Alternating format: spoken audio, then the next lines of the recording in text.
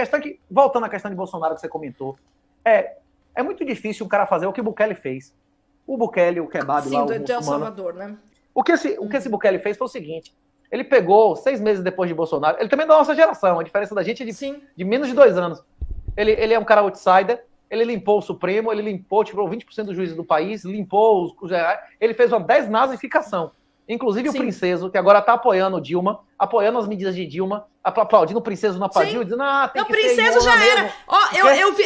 Eu não falo mais um pio pro Princeso, eu sempre apoiei o Luiz Felipe, e agora eu vi ele na fotinho com aquela bancada porcaria do PL que não faz nada que preste, que só passa vergonha. Eu cansei de ver essa gente aí, não aguento mais esse pessoal. O Peter Turguniev, que hoje em dia é o porta-voz lá da Ucrânia no Brasil, que é um cara de extrema esquerda, ele diz que o Princeso está à esquerda do PCO, que o Princeso foi o primeiro cara a defender Dilma no aumento da reserva de yuan no Brasil, do que o Brasil não precisa de dólar, né? Você não escreveu um negócio desse? Meu Deus do céu.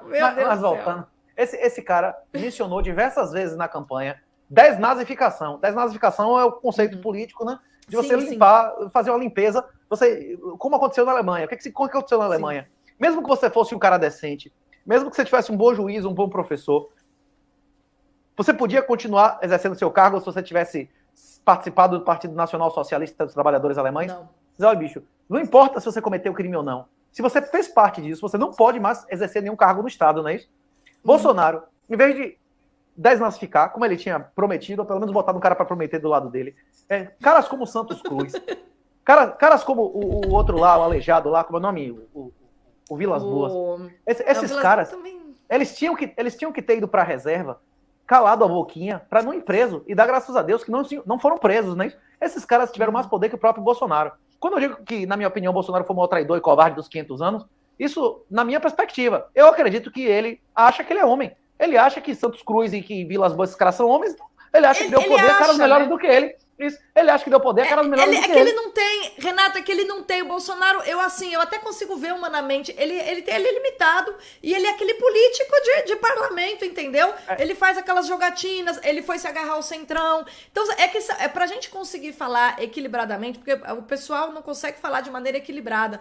Por exemplo, a sua crítica ao Bolsonaro, eu adoro ouvir você descascar ele, porque eu sei que a sua crítica ela é motivada pela busca pela verdade.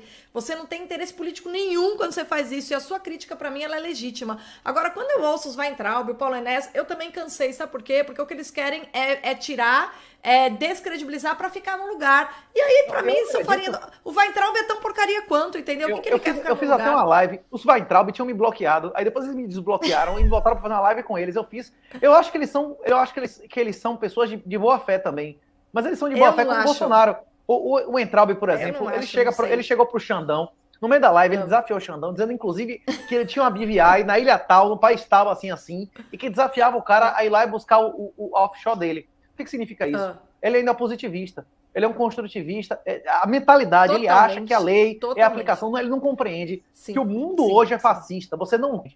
A minha expertise, o que eu faço há 16 anos, é identificar como o vagabundo pensa. Eu faço local de crime, eu faço investigação criminal. A minha expertise é ver qual o perfil do vagabundo, não é isso? E é por isso que eu consegui identificar no primeiro mês que o governo de Bolsonaro ia ser submissão à China, que ele chegou lá e prometeu que o chinês ia entrar aqui sem visto. Eu achando que ele ia chegar e romper relações diplomáticas com a ditadura mais assassina da história da humanidade, não é isso? Que matou mais do que Bigode e Stalin juntos. Ele chegou lá e disse que o vice dele queria casar com a China. Imagina quem é que vai ser a esposa, né? Nós, com certeza, a China vai ser o ativo, né? Ele vai ser o passivo, né?